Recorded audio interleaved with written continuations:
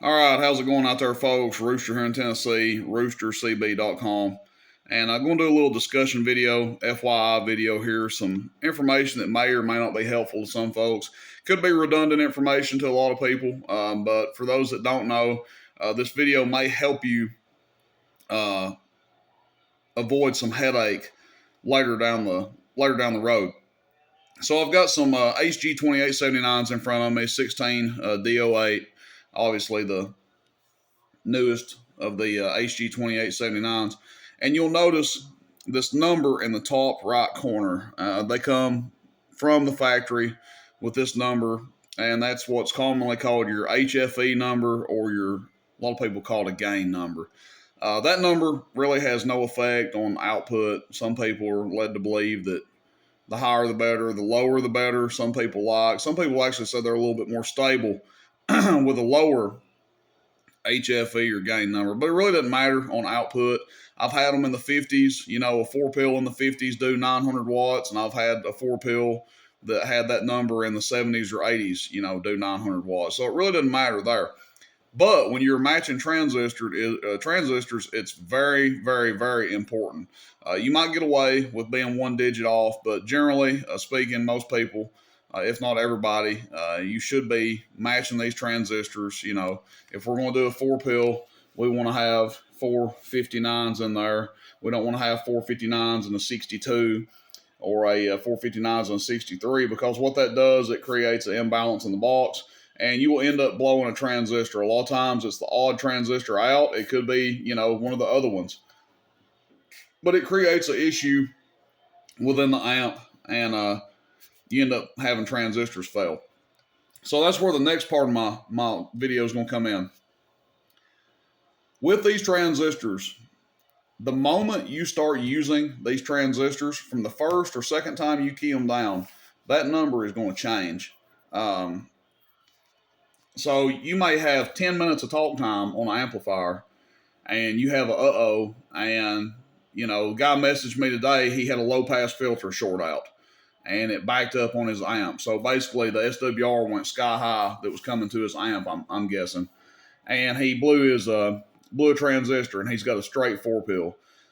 Okay, the numbers, the HFE number, gain number on his straight 4-pill, I think they were 65, 64, something like that. And he messaged me and asked me if I had any with a number of 64 or 65. We'll just say 64 for the video. Okay, the problem with that is, once these transistors have been starting being used in that amp, that number changes. So they may have started out with a HFE gain of 64, but now that they've had some talk time on them, they could be a 51. They could be a 35, okay? There's no telling what they are. All those transistors are going to be relatively the same. You're not going to have one transistor in the amp. As long as the amp was built properly and balanced and everything, you're not going to have one transistor in the amp that has a HFE of 50 and one that has a 75, okay? They're all going to be right there pretty close together. That's why the amp is running in harmony. If you do blow a transistor, it is my recommendation that you replace all transistors. Okay, that sounds crazy, but what's going to end up happening if you don't? If you think, man, I'll just patch it up, that's fine, I guess. If you want to pass the amp off to somebody, just patched up. But whoever has that amp is going to have trouble. It's not fine. Ethically, it's not fine, but people are going to do what they're going to do. So also something to look for when you guys are buying used amps. Try to see that these are all matching. It's not as big a deal with Toshiba amps, Toshiba transistors, which are basically a non-thing anymore. They're extinct. It's not as big an issue to have them not matched. They can run together a little bit longer. You will end up having trouble out of it eventually, but a lot of times they can run for years with non-matched transistors. With these HGs, if you have a 4-pill like our gentleman that I'm using for an example, you blow one transistor and you come back and you think, well, they're all 64. A gain of 64, I'm just going to put another one in there of 64. You will end up having trouble again. You may blow the same transistor again, or you may blow a different one. But there is going to be such a gap in the HFE or gain number rating, if you will, between your old transistors in the amp and the new one you just put in there, that you will have a failure again. I know what people are saying. That sounds crazy. It's like, gosh, man, if I got a dang 16 pill and I blow 1 or 2 transistors, you're telling me that I need to replace all of them? Your safest bet is to replace all of them. And what do you do with the remaining transistors that were in it? Well, you go through and check the gain on them and match them all up together. And now you've got replacements for your 4 pill or your 6 pill or whatever you got.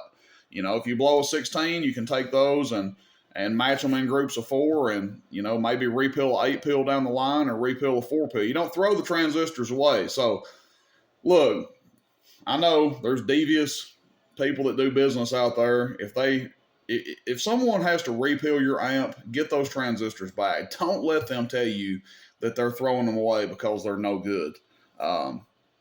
Having a couple bad transistors can kill the output on an amp. If you got a 16 pill, all 16 of them doesn't have to be bad for your output to fall completely out.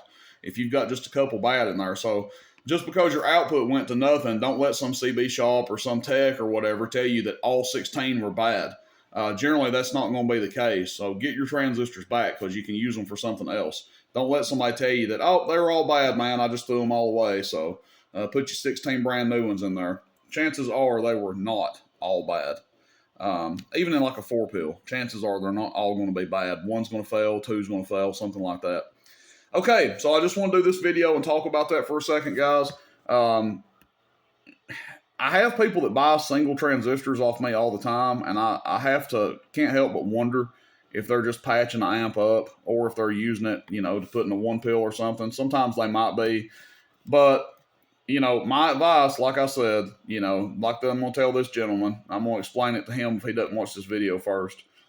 Just because they started with a HFE gain, whatever, of 64 doesn't mean that you can run that amp for 2 months or a month or a week or 10 days, whatever, and come back and get another transistor with a HFE of 64 and just replace it in there because you're going to end up having trouble. I don't want anybody throwing money away. And what people end up doing is they're one transistor, one transistor, one transistor, one transistor. They just keep doing that over and over. And now they, you know,